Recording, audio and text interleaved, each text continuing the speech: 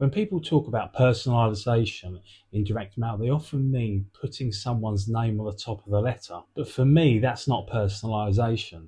That's just really a mail merge. Real personalisation starts much, much earlier. It starts with understanding the person or the business you're trying to build a relationship with. Because ultimately, humans work on emotion.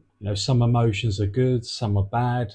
But when you evoke that emotion in someone, there's a much greater chance they're going to remember you. And sometimes the emotion you're trying to create is incredibly simple. They've researched me, and that is enough. Because immediately you're different from the hundreds of generic emails, messages, and sales approaches that person receives every single week. But to achieve that, you have to qualify them properly first. If you think about it this way, if you were going on a date with someone you'd never met before, there's a reasonable chance you're going to look at their social media before you meet them. Why? Because you want to understand something about the person before you actually meet, to give you some talking points.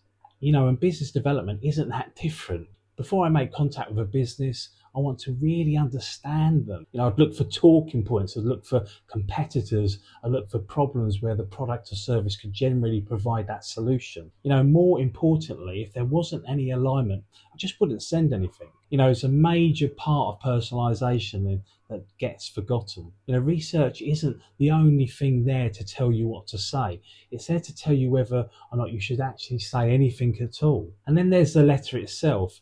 I've always used thick quality paper. I know it sounds ridiculous, but to hold a thin piece of printed paper in one hand, if it's a high quality, it feels heavy.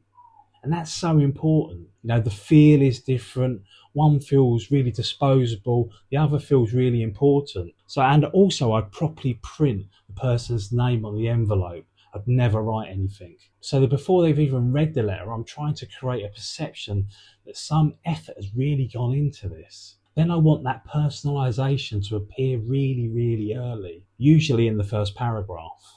Don't make someone read half a page before discovering why you actually contacted them. My direct mail would generally move through three things. First, the negative, which would be what I have found that could be improved. Second would be competitors. What are the other businesses doing what they're not? That introduces fear. Now, not manufactured fear, legitimate competitive pressure. And the third would be the solution. What can we actually do about it? So the conversation becomes, we've been qualifying businesses in the area. My team has flagged your business. We found these issues. Your competitors are doing this, and this is what we can do for you. Then I would give them the offer. I've always believed in having an offer, and mine would really last 30 days. I'd never go any further than that. No longer at all. Personalisation also has boundaries.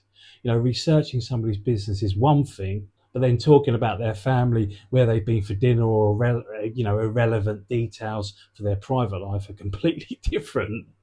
That is not personalisation. That's a little bit creepy.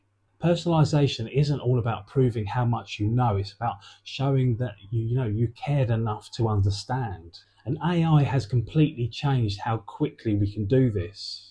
I now have a direct mail growth engine that I can, help find me businesses, qualify them in depth, research them, create the letter, organise the route, place them in follow-up automation. I can then process, 15 to 20 properly qualified businesses in a week. But I still review who I'm sending to and why I'm sending to them, because I'm the person who eventually will talk to them. And that's the AI human part.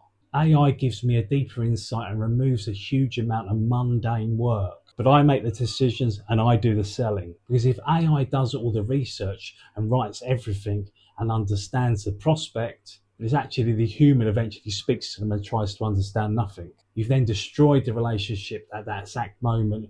Use AI to become faster. Use it to become more informed. Use it to remove work that doesn't need your judgment. But keep that human-to-human contact where it really matters. Because good B2B direct mail isn't about pretending something is personal. It's about giving someone a genuine feeling or a reason to feel that it actually is. I'll see you on the next one. Cheers.